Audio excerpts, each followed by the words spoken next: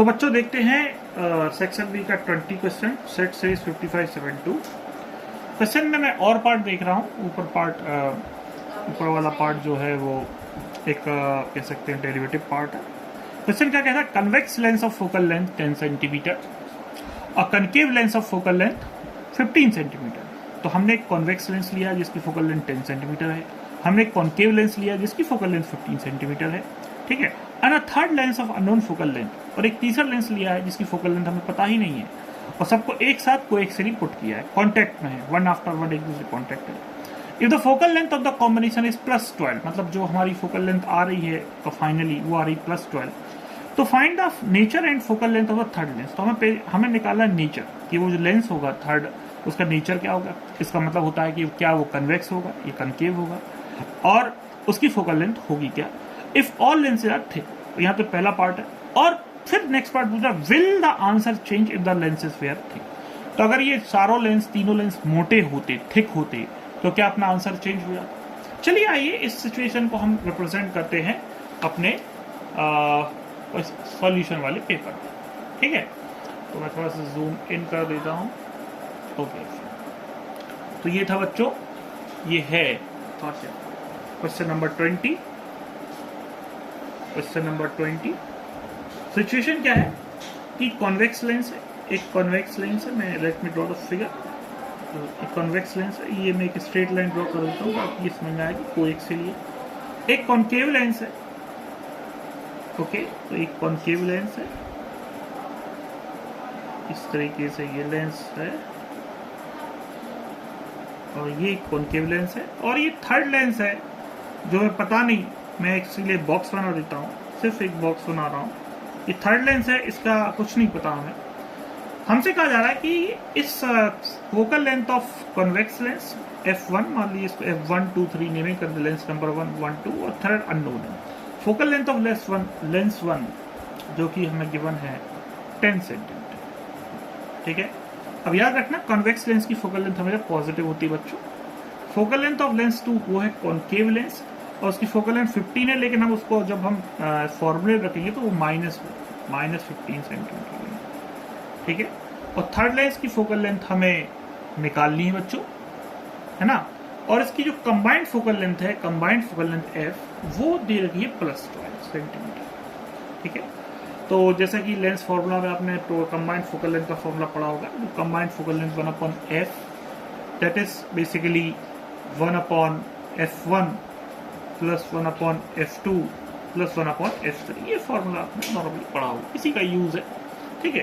तो जो combined focal length है तीनों की 1/12, 1/f1 कन्वेक्स लेंस की फोकल लेंथ जो हमें दी गई है +10, और होती भी +10 ही है, कन्वेक्स लेंस है। Focal length of concave lens -1 लेंगे। ध्यान रखना बच्चों, दिया क्वेश्चन में पॉजिटिव है, लेकिन जब क्वेश्चन सॉल्व करोगे तो आपको नेगेटिव में लेना है, ठीक है। यही कह सकते हो कि इस क्वेश्चन का थोड़ा सा हिच है ना। तो चलिए आइए इसको एक तरफ कर लेते हैं। 1/12 -1/10 + 1/15, इसको आप सॉल्व करेंगे तो आपको 1/f3।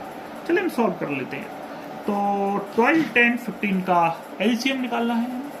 चलिए देखते हैं एलसीएम, है ना। 12 आपने फंडामेंटल थ्योरम अर्थमेटिक जरूर पढ़ी होगी। तो 12 को लिख सकते हैं 3 × 2 स्क्वायर लिख सकते हैं। 10 को लिख सकते हैं हम लोग 5 × 2, और 15 को लिख सकते हैं हम लोग 5 × 3।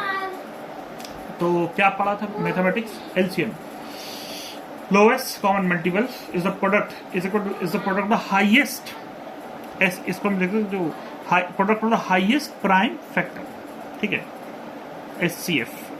एलसीएम बराबर product of the highest prime factor, highest power of prime factor. तो आप देख सकते हैं यहाँ पर हाईएस्ट पावर, इनमें 2 की हाईएस्ट पावर कितनी है, 2 स्क्वायर, और उसके बाद 5 की हाईएस्ट पावर 1 ही है, 5, और 3 की हाईएस्ट पावर 1 है, 3।